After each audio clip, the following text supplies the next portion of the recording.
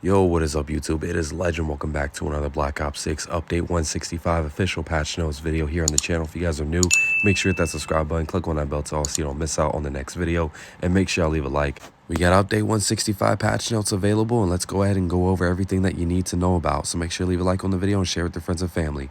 For global, for movement, they increase all mantle speeds. Doors can now be opened and closed while sprinting. We got the new cleaver melee weapon. They address an issue where the player's view could become obstruct with specific weapons when using the Dark Petitioner Tracer Pack bundle without an optic. Address an issue where the gun screens will not be visible on the Sarge Mecha Drake Mastercraft blueprint. The Hawker hybrid optic now correctly works with the Ginger Dread blueprint. For UI, they improved AAR flow. They added a dismiss button to exit at any point in a timer. They added a summary at the end. They improved readability when searching for a match, and they addressed an issue where the gun screens cannot be previewed. And they also added these multiplayer modes as well. So let's go ahead and continue on with the patch notes.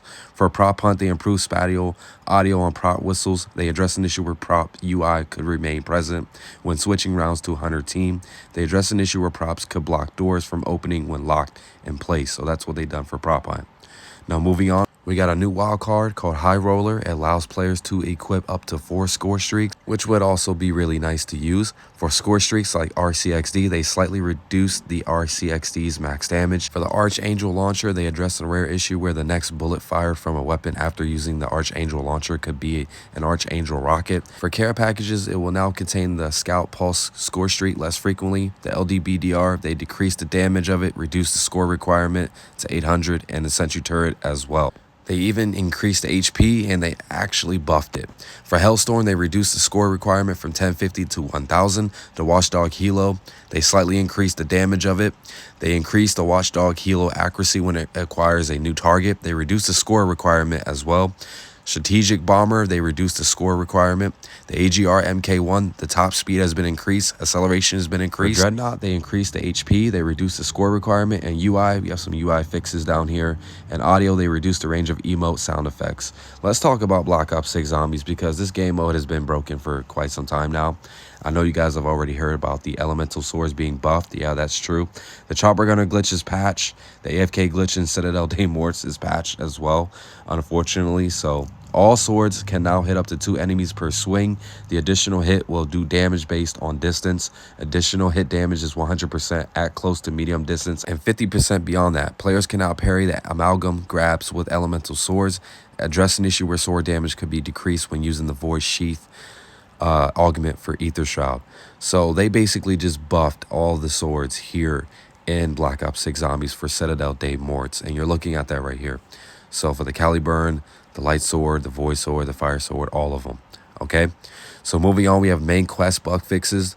A bunch of bug fixes here that you guys can see. If you guys are wondering if you guys can still do the AFK glitch in Citadelle Day Morts in the Sanctuary area, it still works. So thank God this one still made it through. And the chopper gunner glitch is unfortunately to be patched.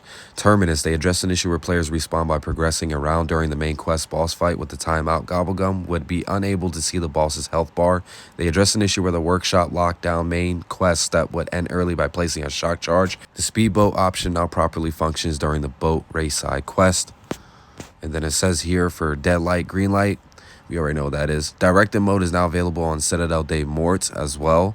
The deadline to earn the main quest early completion rewards for Citadelle Day Morts via standard mode has been extended until the end of Season 1 to allow players additional time to complete the main quest. Extended time between rounds and the delay between spawning zombies after 5 loot rounds at the round cap in directed mode. Training course, they address an issue that will prevent the getting new weapons station from progressing.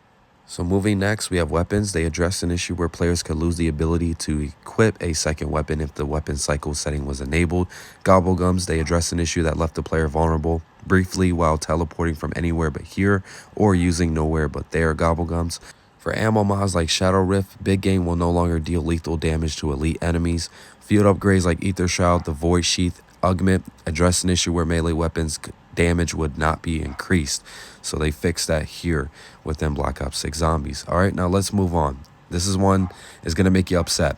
For score streaks, mutant injection, they address an issue where the mangler cannon effects could be stuck on the screen after the score streak has ended. The chopper gunner glitch, they address an issue where the gun from the chopper gunner could be used after the score streak has ended.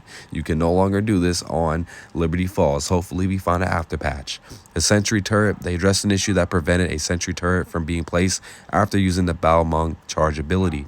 Power-ups like Fire Cell, they address an issue where rarely Fire Cell would leave an extra mystery box on the map. For enemies, they address an issue where the needle blast from a double gas affected by brain rot could harm the player. Vermin, they address an issue where the vermin can sometimes hit twice with one attack. So that's what they fix here. Now, last but not least, for activities, we got split screen. They address an issue where zombies would sometimes ignore the host player. And we have challenges like camo challenges, address an issue where Pack-a-Punch GS45s will not progress to Siamese camo after military camo progression was completed. And we have some daily challenges here that they fixed and some calling cards challenges that you guys can complete that they've also addressed issues for. So they were not tracking and now they are tracking. So that's it for update 165, man. I just wanted to bring these patch notes out so you guys know what they did in this whole entire update. I'm gonna catch you on the next one. Peace out.